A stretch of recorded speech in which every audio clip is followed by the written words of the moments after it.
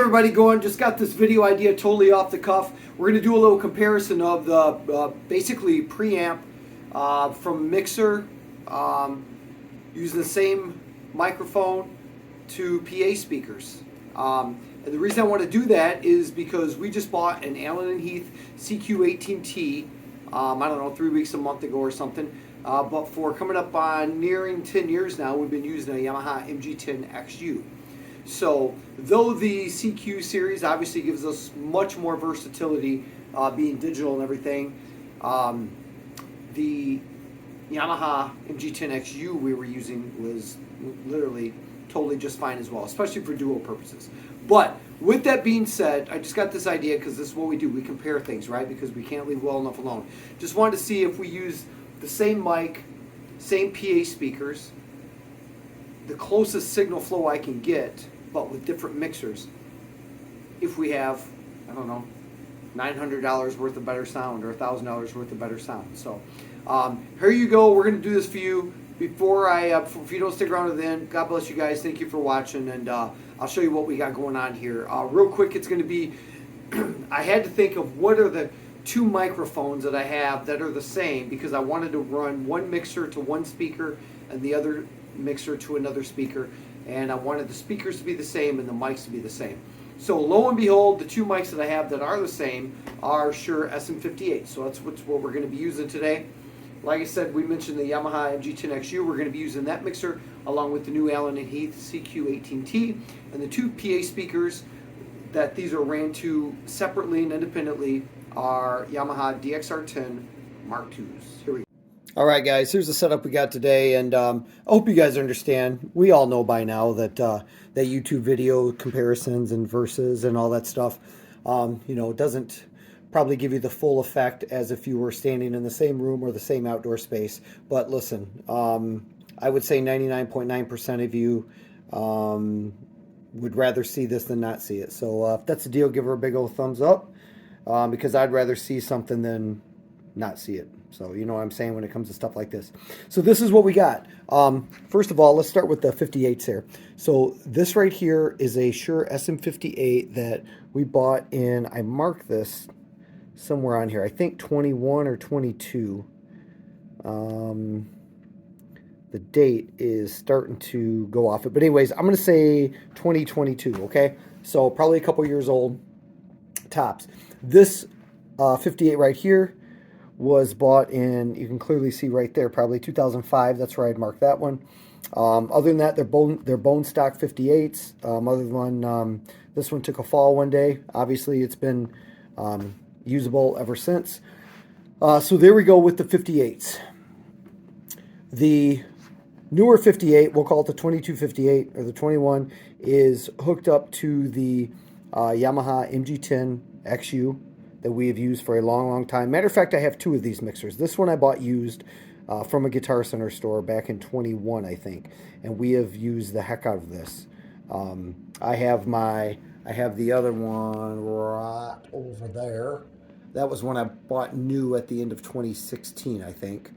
So this particular mixer right here, as you can see, it's just ran out the right channel. We are panned to the right, and that is using a live wire XLR cable that you pick up from Guitar Center and or Musician's Friend, is ran up to the Yamaha DXR10 on the right. So that one right there. So now we're going to come over here to the Allen & Heath.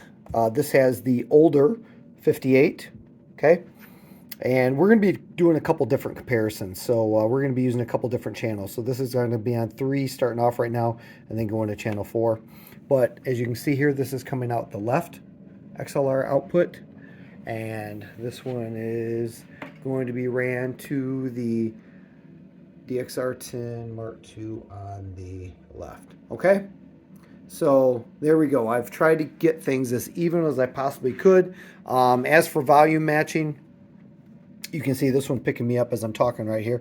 But as for volume matching, it's going to be close enough so you guys can get the idea. So let's go ahead and jump into the testing. First of all, if you guys are familiar with the MG10XU, Their high pass right here is at 80 hertz. Okay, so on the Allen and Heath right here, I wanted to make sure everything was as good as could be. So let's go to this right here.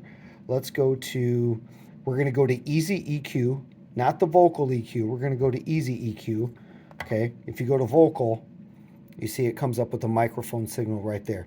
If you go to Easy EQ, I'm just guessing you can plug in anything you want, a mic or whatever, and you got total control over, if you do the quick channels, just a 3-band EQ. So we're going to recall this right here, okay? But to make things as even as possible, in the interest of this little comparison, we want to make sure that it's got the proper low cut on, because if we tap on that, you notice the high pass filter is not engaged. We can go ahead and engage that, but we don't know exactly where it's at, and we want it to be at 80 hertz like the Yamaha mixer here. So let's go ahead and turn this off. Let's do this. Let's hit this right here, and let's go to convert. So we're going to go ahead and convert this to like the complete channels where we have total control of EQ, gates, compression, and things like that. Let's go ahead and apply that. So now let's go ahead, we can go into PEQ, the parametric EQ if we want, or others. Let's just tap on where we have our gain set right here. And we're take a look right here, and we see that the default high pass filter is at 100 hertz, but it's not engaged. Okay, so we can go ahead and tap on that. When we do, this just lit up. You may not have been able to see that. We can click on that, and now it's on in, showing that high pass is activated. So let's just go ahead right here, and let's just turn back this high pass filter to 80 hertz. Okay, 80 hertz, just like on the Yamaha, high pass filter engaged at 80 hertz. Let's back out of this. This gain is set to, I already set this to about 37 dB. The gain right here is, I think Yamaha goes up to about 64. I have this gain set just a tad past halfway. All right, and this is going to be set at a negative 11 dB on the master, and I think this is where we're at. May have to adjust this right here to get these match the same. But other than that, again, the EQ. We'll go and click on the parametric EQ. You'll see that right now is flat. Only thing engaged in this, to my knowledge anyways, is the high pass filter. Same thing on the Yamaha. We're straight up on the dials there. So let's get set up. Let's do a little talking and maybe a little vocal singing test. All right, again, so hey, when you see me on the left mic right here, again, Allen and Heath right here, and when you see me on the Yamaha,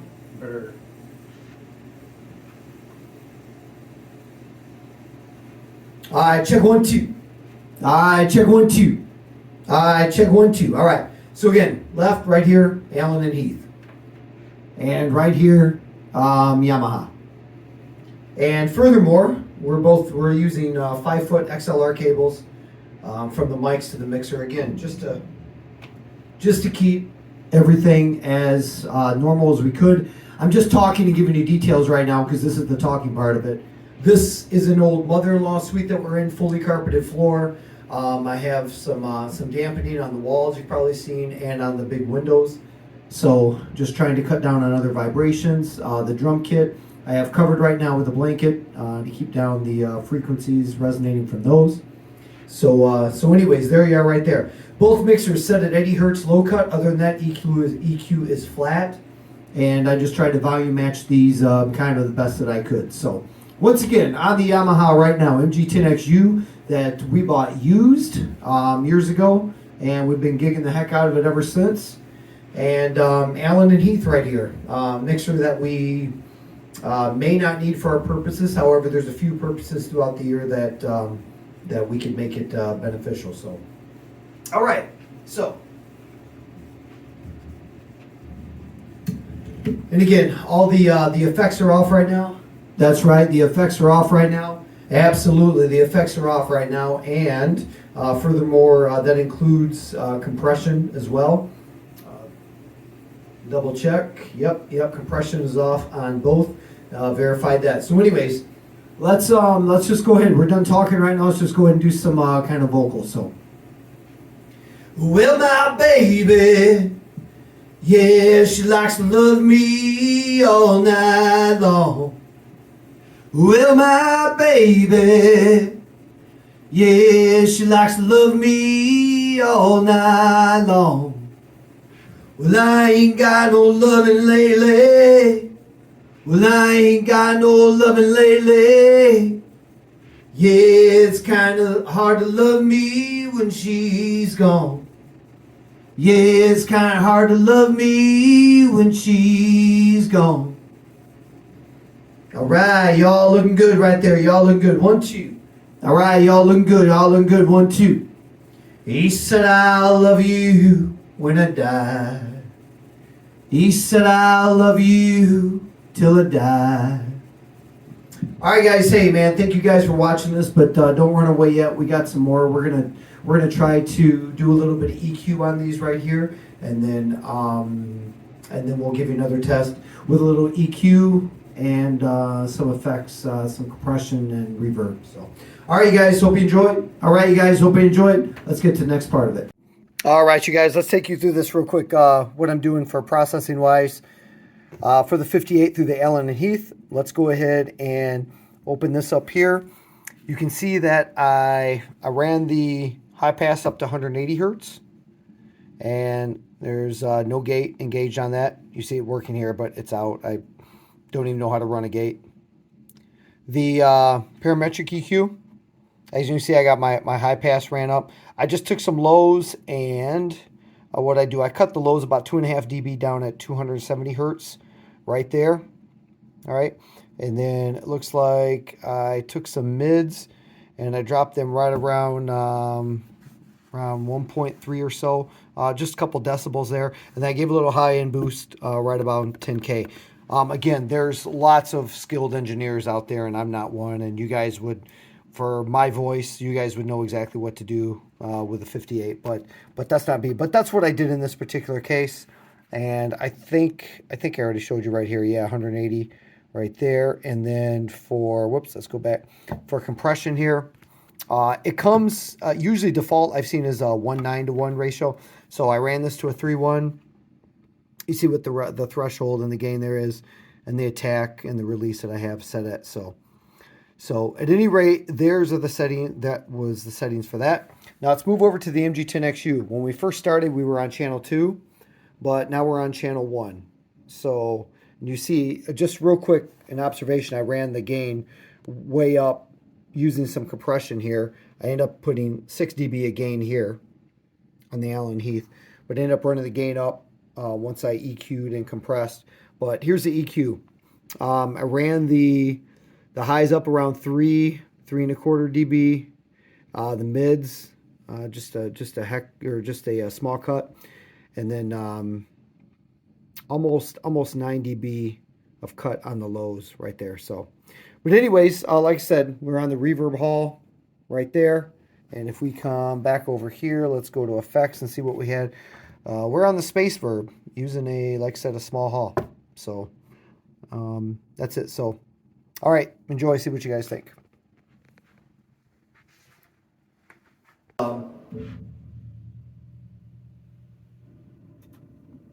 Take the reverb off of both. So a little bit of EQ basically, and compression on this mic right here through the Allen and Heath, and a little bit of EQ basically and some compression in this mic right here running through the Yamaha MG10XU. So all right, let's get right up on it. So my lips are just barely touching the grill with a few words. All right, so let's get right up on it. My lips are just barely touching the grill every few words. So anyways, there you go. Here's the mic through the Allen and Heath with a little bit of EQ and processing. Now granted, I'll be the first to say, I'm sure I could do better. I'm not a pro at this. If you're a pro at this, you could sweep. You know, I really didn't even take the time to sweep a lot to cut the problem frequencies. And obviously you can't sweep anything in this MG10XU. You would have to step up to the MG16XU to get sweepable mids in this one right here. However, with just taking just a little look at it, adjusting the, I adjusted the, I think I just showed you, I adjusted the high pass filter in this. I ran it up a little bit and did a little boost in the top end. This high pass filter still has to be at 80 hertz. It's non-adjustable. Did a little boost in the top end. obviously cut some lows a little bit. I think I cut some lows in this. So let's turn some reverb on. The reverb, it's going to be a small hall in the Allen and Heath, and I think it's reverb hall in the Yamaha MG10XU. So let me go ahead and turn those on right now. We'll do a little bit of sung vocals, and hope you guys are liking this comparison. All right, hey boys, check, check. Hey, how about you? Check, check. All right, on the Allen and Heath. Well, my baby, yeah, she likes to love me all night long. Well, my baby, yeah, she likes to love me all night long. Well, I ain't got no loving lately. Well, I ain't got no loving lately. Yeah, it's hard to love me when she's gone. Yeah, it's hard to love me when she's gone. He said, I'll love you till I die. She told him you'll forget in time. He said, I'll love you till I die. She told him you'll forget in time. All right.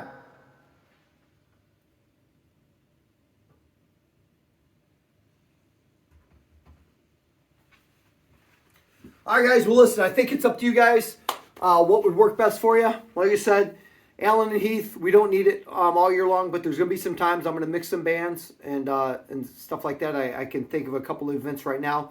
And in the addition to the using some type of a tablet or glass surface to go out and mix out front. So that's going to come in awesome. Actually, I'll enjoy doing that. However, most of the time, yeah, we just mix it from the stage. It's set it and forget it. And the MG10XU is just fine. So, but I've always thought about too, you know, when you're just acoustic and vocals, I don't know if you really need to, you know, chop your vocal mic up and get it, you know, really thin to set in and mix with a full mix, because you're not dealing with a full mix. So I think sometimes just leaving a fuller sound, nothing muddy, but a lot of, you know, some low end in the vocals may help. A thin guitar. I use that Hummingbird Pro. That's a pretty thin guitar, you know. But anyways, that can always change. Food for thought. Hope you guys enjoyed this, man. If you do, let me know. Let me know what your thoughts are. That's great. It's beneficial to the whole live gigging community, especially duos and stuff like that. And I hope it helps out some band members and DJs. So, but hope you guys are good. Be good. We will talk to you guys soon, hopefully, man. God bless you.